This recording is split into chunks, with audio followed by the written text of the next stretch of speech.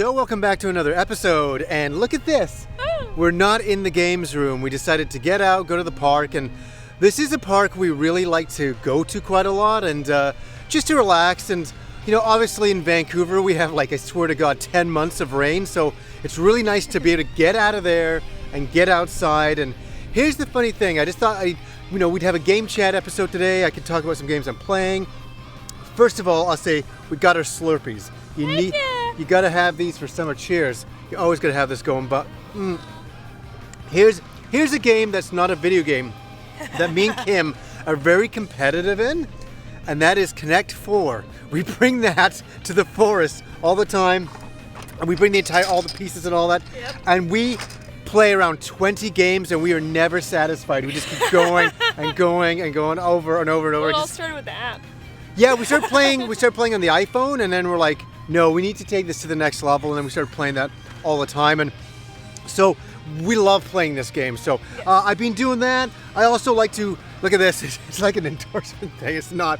I'm reading the Balerion graphic novel. We went to see the movie, we liked it. Loved it. Everybody in the universe hated it, that's okay. I'm doing some research into, the original comic, and, it's a French comic that came out in 1967, and it's, it's really fascinating to see where Luc Besson got, influence to make the live adaptation of it. And so that's something else I'm reading. And here's something I got to talk about. What?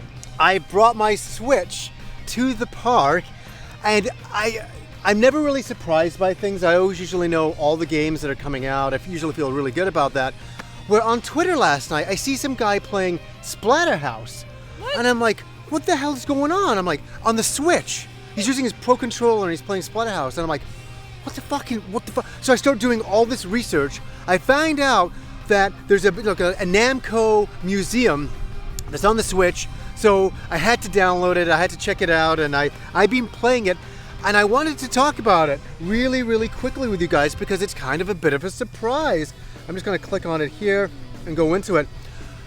So here's the thing, most people have played Splatterhouse, the side view action game, like blood, guts, and gore from the 1980s, like the late 80s, and it was always ported to the TurboGrafx, and most people have only ever played it on the TurboGrafx. And so this is, the great thing here is, it's the arcade version.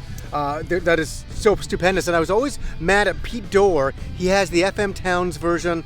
That is like the best way to play it at home. They had the 360 version of Splatterhouse, and you could unlock it on there. It was the newer version of Splatterhouse and all that. So here we go. Here is the Namco Museum, and there's a lot of really great games on here, and I had to come and talk about this.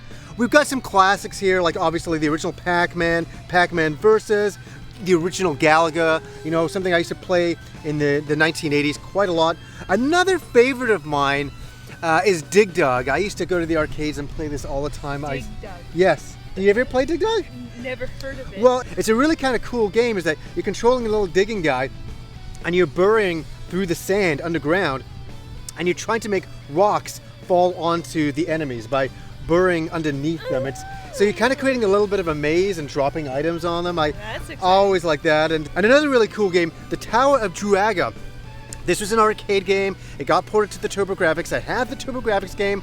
I'd say one of the highlight moments of the game is the packaging for the game. The game itself, it's a very old school game. I know it's not a really good endorsement, but it's an old school game from a different time that I don't know if it holds up too well, but I always like the original artwork on it. I always thought that was pretty cool. Another game I've never played is Sky Kid, but a game I used to play the hell out of. I used to play the living fuck out of this game, Rolling Thunder. It's a side-scrolling action game where you just use a gun and you're jumping up from the first level to the second level, avoiding bullet fire.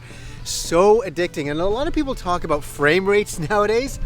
This game looks so goddamn smooth, the animation back in the day. That was always the big thing about it, and so happy to have Rolling Thunder on a handheld and on a console. Another really great game is Galaga 88, also ported to the TurboGrafx back in the day. The big selling one for me was Splatterhouse the arcade. I'm so thrilled to get this, so thrilled to play it. Halloween has come early this year. Another game I was playing a little bit of earlier on was Tank Force, where you're just using a tank, going around a little maze, shooting other tanks. Very simplistic, but I enjoyed that. It was kind of a lot of fun. Rolling Thunder 2 is here, and this is also a great one. I always wanted to pick up the Genesis, the Mega Drive version of it, but it's kind of gone up there a little bit in price. So I'm happy to have the arcade game of Rolling Thunder. And yeah, I just wanted to come and talk about some of these games because it caught me a little bit off guard. Some of these museum games can be a bit of a hit or miss. There's always usually a bunch of games you really don't want to play on there, but when I saw that Splatterhouse is on here, I'm like, oh my god, I'm sold. I have to get this. It's so cool.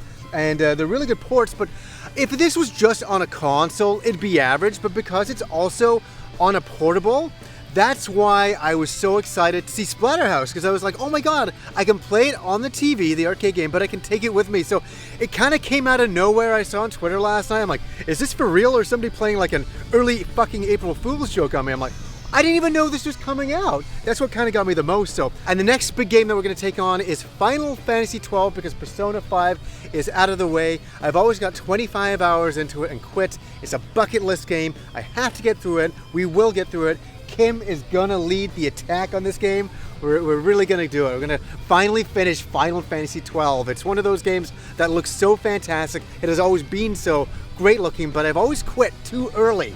And that's not going to happen anymore. So hopefully you guys are having a really great summer. This is how we're spending our summer, in a park, playing video games, having Slurpees, reading Balerion novels, and playing Connect 4. It's not really a bad day, I can say that. So anyways guys, until next time.